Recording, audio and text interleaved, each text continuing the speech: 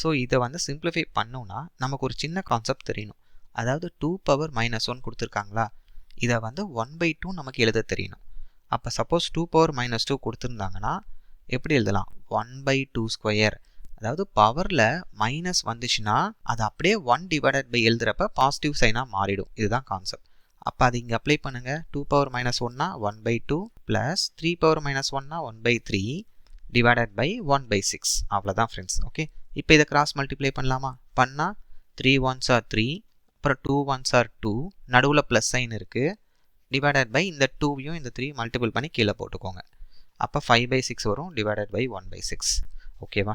So இப்போ பாருங்கள், division வந்துச்சுன்னா நம்ம என்ன பண்ணலாம், மல்டிப்ளிகேஷனாக மாற்றிக்கலாம். அப்படி மாற்றுறப்ப இதுக்கு பக்கத்தில் என்ன நம்பர் வருதோ அது ரெசிப்ரோக்கலாக மாறிடும், தலைகீழாக. அப்போ 6/1 மாறிடும். அப்போ இந்த எக்ஸ்பிரஷனுக்கு ஆன்சர் என்னது, 5 தான். கிளியராக இருக்கா ஃப்ரெண்ட்ஸ்? தேங்க்யூ.